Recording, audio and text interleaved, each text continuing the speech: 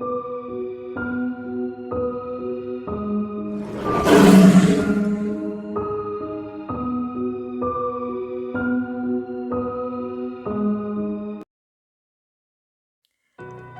you ever wondered why certain shows were off limits to you as a child?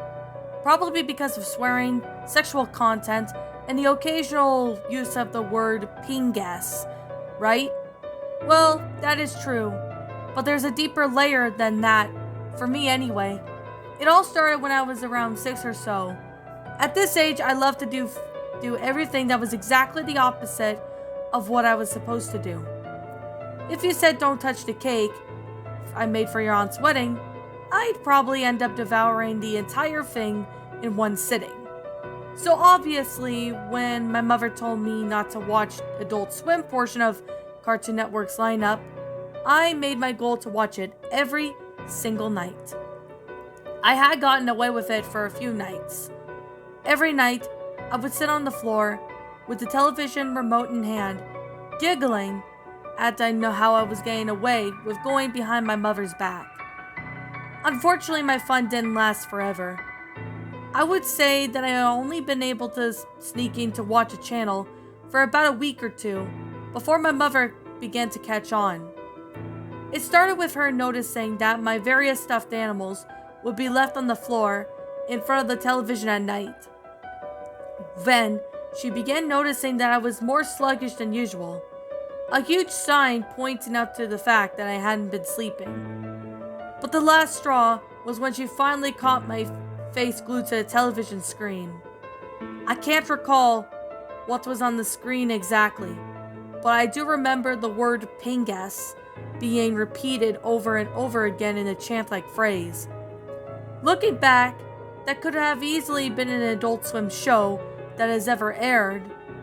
I mean, just the other day I was watching a Mission Hill episode where some pervert whispered some naughty words over and over into a payphone. Who knows?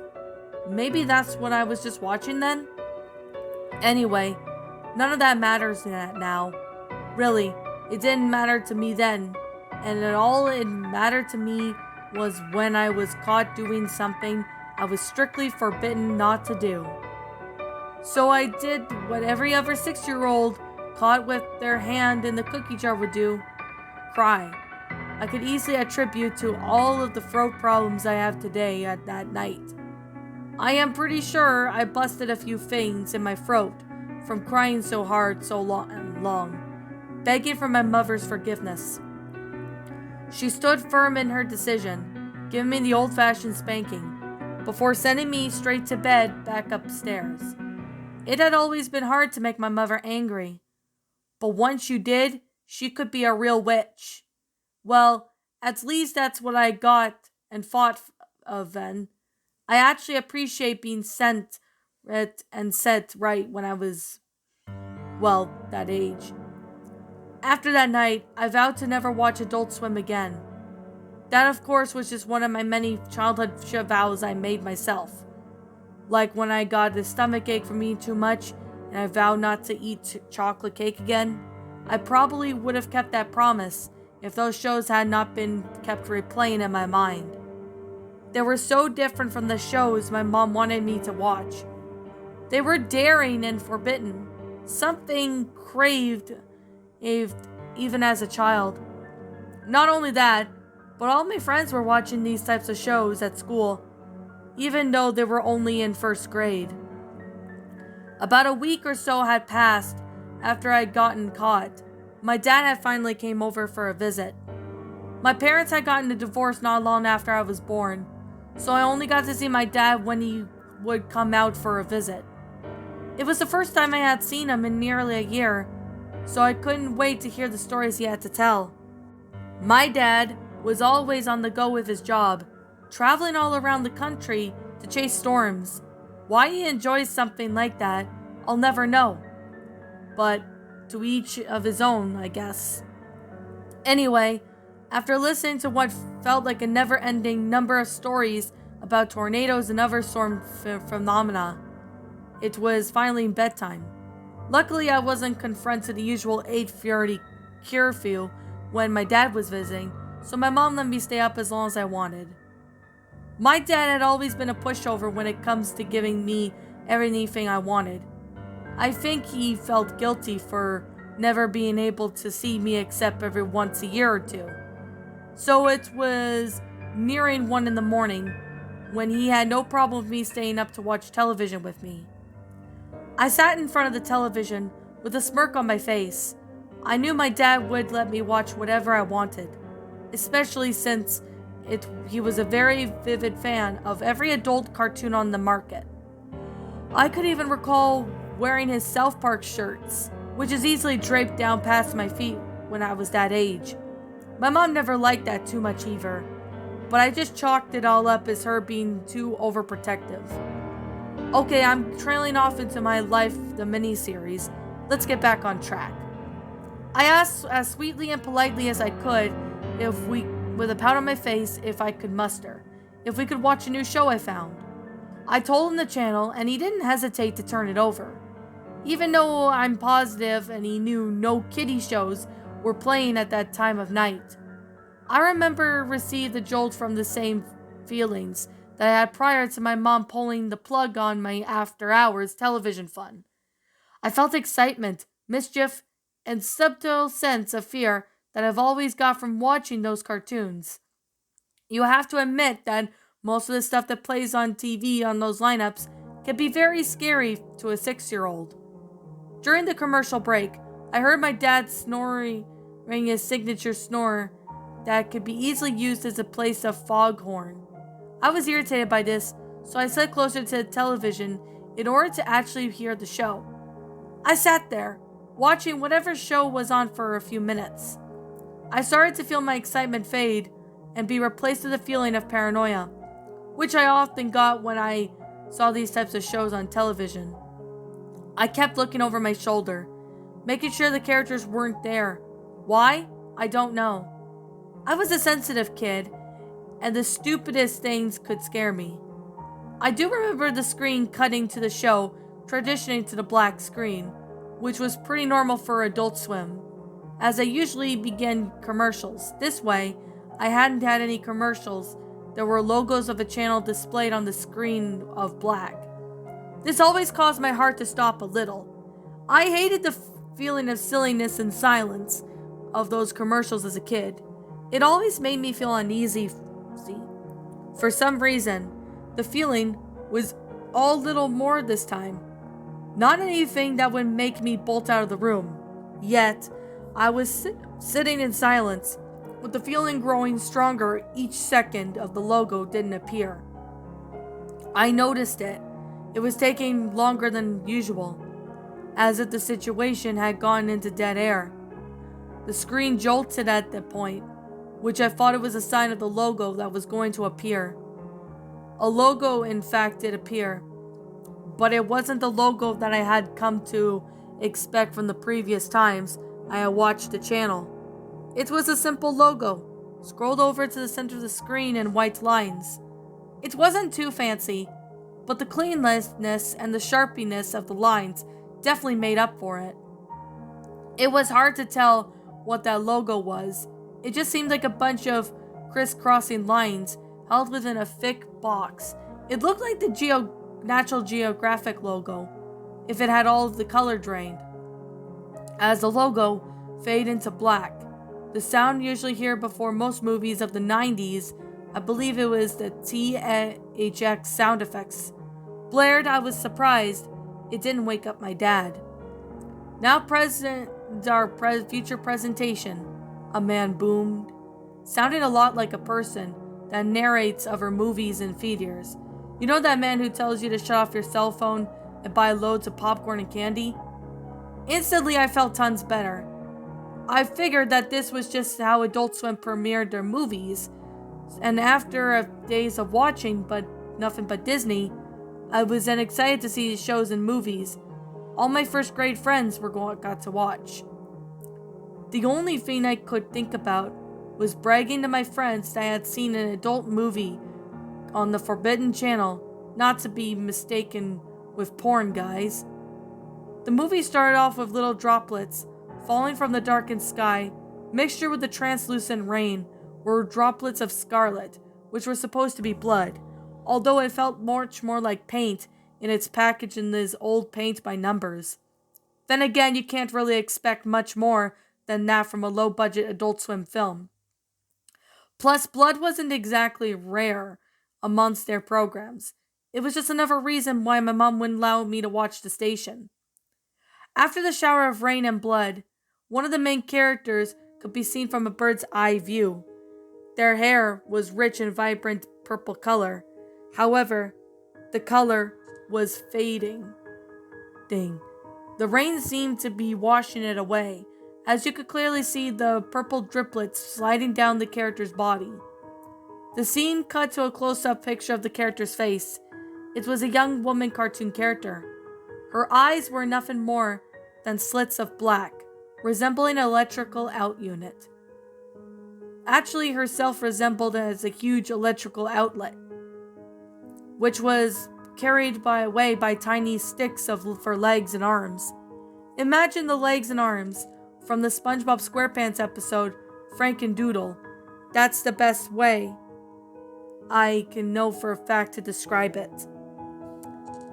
Her pitiful excuse for an arm lifted upwards, and the camera panning out of the span of the stick zooming upwards until you could see the glass window. For whatever reason, her reflection wasn't present in the mirror, but as a kid, I didn't give it much thought. Perhaps I had paid attention to that detail, and I would have unnerved me a bit more than it did. When I felt a little frightened by the sharp camera angles, overly simplified characters' designs, the eerie piano music droning in the background, I was still determined to watch the movie as entirely. I didn't want to face another day of school being called a mama's boy and a chicken because I haven't been watching things that were far out of my age range.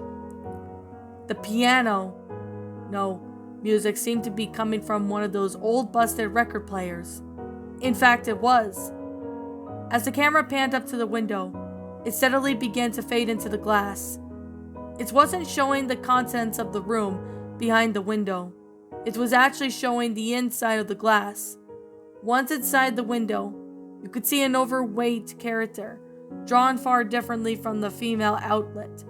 He almost resembled Santa Claus, having his long white mustache just jutting from his upper lip and curling at the ends, rosy red cheeks that looked like they had been burned your hand if you touched them, and twinkling baby blue eyes that glistened as if they were made of glass themselves. The detailing drawing of a rip-off Santa stood next to a table, considerably out of proportion of him. Sitting up on the table was an old record player. The base was old-fashioned from the beautiful blocks of wood, detailed with small bits of gold. The man turned the small crank on the side of the box, creating that music that sent chills down right through my bones.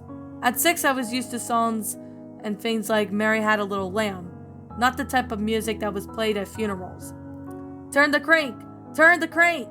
He suddenly sputtered as the camera zoomed into his hand, turning the crank. The motions were agonized and slow, forcing me to really feel the stillness of the moment. "Turn the crank! Turn the crank!" I was beginning to feel less thrilled and more anxious. I took a moment to slide closer to the couch, where my dad was fast asleep, completely oblivious to the content of the television. While I slid, a long cracking sound was heard. It dragged on for what seemed like a lifetime, growing louder and louder as it continued. I turned back to the screen when the sound caught my attention. The crank had been unnamed character was turning, and the wound tighter and tighter, straining the gorgeous wooden base. The base began to reveal tiny cracks as the crank turned. The cracks grew larger, the sound grew louder, and the crank grew weaker. "Turn the crank! Turn the crank!" the cheery man shouted with a creepy, joyful voice. I could only assume that he had a smile on his face, but only when the camera would show the record player slowly collapsing onto itself. "Turn the crank! Turn the crank!" My eyes were beginning to fill with tears. I remember how loud noises used to always upset me when I was younger. I was an odd child. Neither silence or noise pleased me. If it was too silent, I would be scared. If it was too noisy, I'd be equally scared. Unfortunately for me, this movie had already manipulated both those childhood fears. My teary eyes widened as the next scene of the movie took place. The beautiful record player finally gave out. The crank breaking apart into the jolly man's hand. Remaining bits of the record player began to sputter in a violent amount of smoke, which surprisingly only hovered around the player, leaving every other inch of the room untouched. "No more. I must turn the crank," the man whispered, the camera focusing on his face, and his face alone.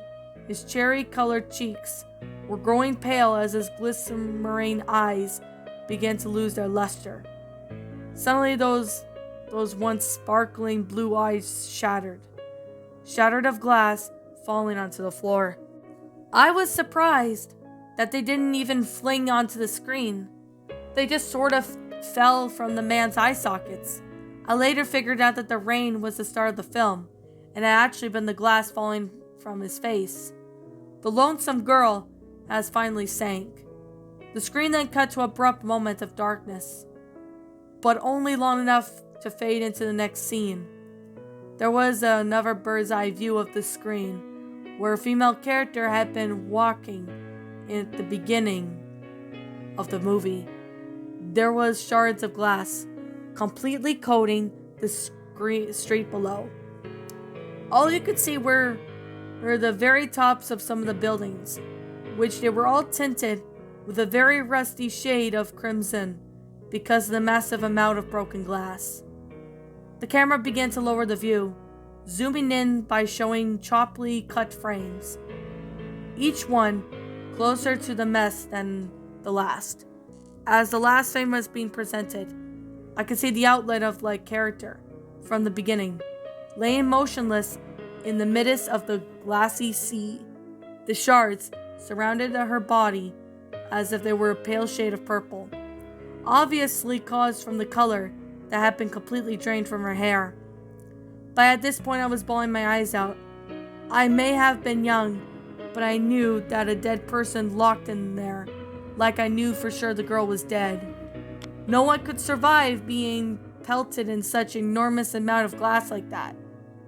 The scene changed at some point, showing a close-up of an hourglass.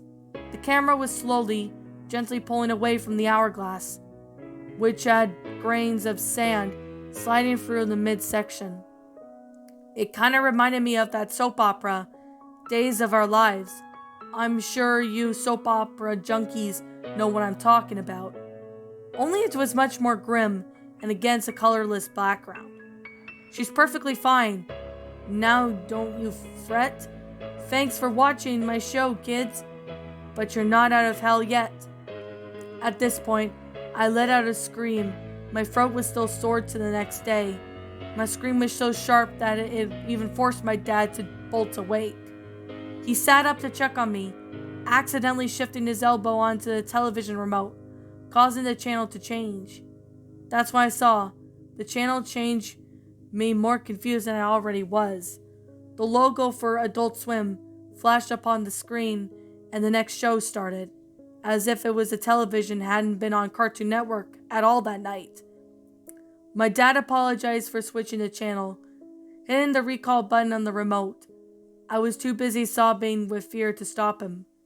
When the channel finally returned to the station that aired this supposed movie, a message popped on the screen. "Programming not authorized. Please confirm that you're subscribed to the channel or unplug your receiver to resolve the issue. If you continue to see this error, please contact your cable provider. We apologize for any inconvenience." The channel was apparently some type of late-night movie network, exclusive to subscribed viewers, but that didn't explain how I was able to watch the entire film on authorized channel. How did it get that to that channel? I have no clue. I guess it's possible that my dad must have bumped the remote in his sleep, but I think I would have noticed the channel changing. Instead, I had only noticed an Adult Swim show, leaving for a commercial, then returning with the horrendous film.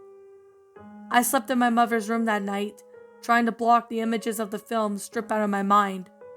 The next morning, I could hear my mom loudly discussing not letting me watch late night television with my dad. Looking back at that night nowadays, the film wasn't as half bad as most of the animes, crime shows, twisted cartoons, and morbid cartoons that I exposed myself to. I guess I was just being silly and childish, but all children have been horrifying experiences that wouldn't even make them flinch as adults. Even though I have seen far worse, that film has left me a bad impression in my mind. I mean, I still enjoy watching Adult Swim to this day. And now, what can I do without getting in trouble? But I'm definitely a high alert for anything overly suspicious. Not only with Adult Swim, but with late night movie showings as well. I have no interest in seeing that film again, but I am curious about the title. I like to show the name, so I did research of any portions of the film I may have missed, and possibly discover the voice actor behind that demonic Santa-like man. Maybe you guys can help me out with that. And that, my little pretties, was Turn the Crank, a Adult Swim creepypasta written by WisdomMMonkey.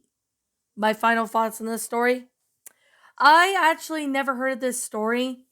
Well, yeah, I have heard of this story, and I've always wanted to narrate it, but just hadn't had time to narrate it because, well, I have been very busy with other stories and that.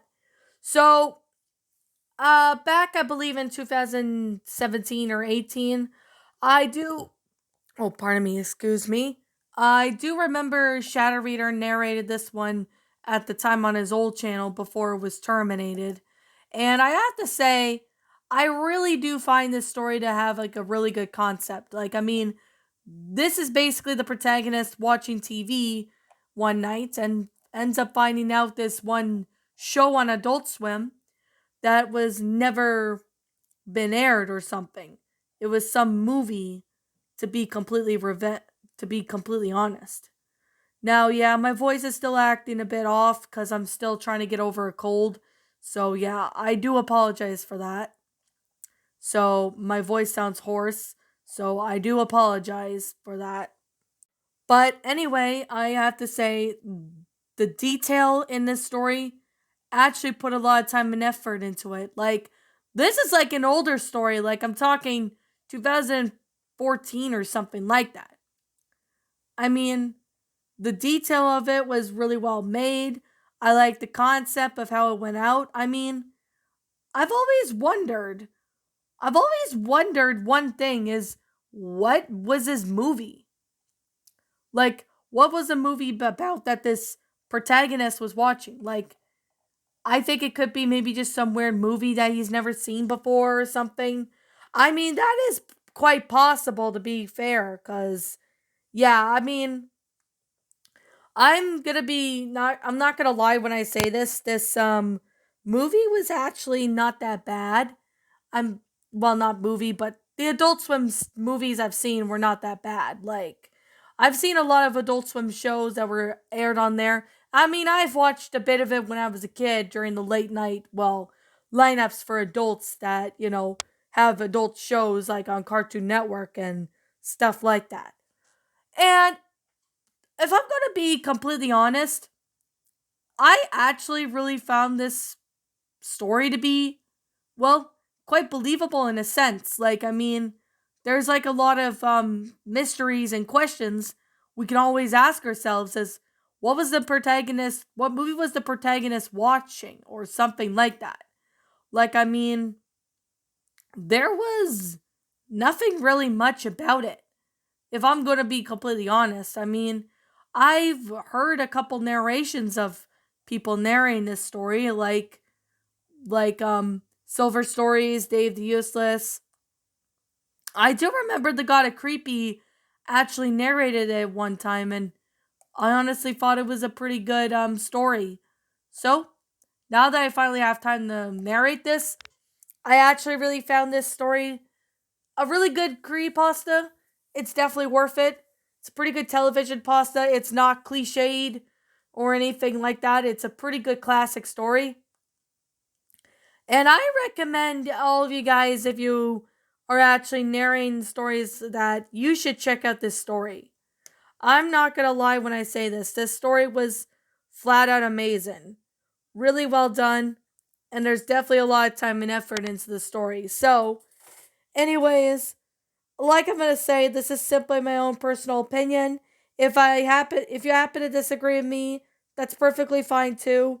We're all entitled to our own opinions regards to these creepypastas, and this is simply my own personal thoughts. Yet again, I'm sorry if my voice is like sounding really off. I'm coming down with probably the flu or something or cold, and I'm probably gonna have to take some cough syrup or something, at least something for it, because my voice has been really off. If you guys could hear, yeah, I've been sounding really off. So, yeah. I'm gonna give this story a 10 out of 10. Classic story, definitely well made in detail. There is definitely a lot of time and effort into the story. I do like the concept, and the story was very well made, like in story structure, such as grammar and all that. So, to the author, awesome job with this story, man. Awesome job. So, I guess with that being said, what did you guys think about this story? Did you all enjoy it? Did you all not? Also, what we have done in person to help make this story a lot better? Feel free to leave me know what your thoughts are down in the comments below. I'm the Queen of Lions. Thank you so much for watching today's episode. And if you're new to this channel, be sure to like, comment, and subscribe because I make brand new videos every single day. Don't forget to ring the notification bell to when I upload so that way you guys will not miss an upload. And as always, please roll the outro because I'm out.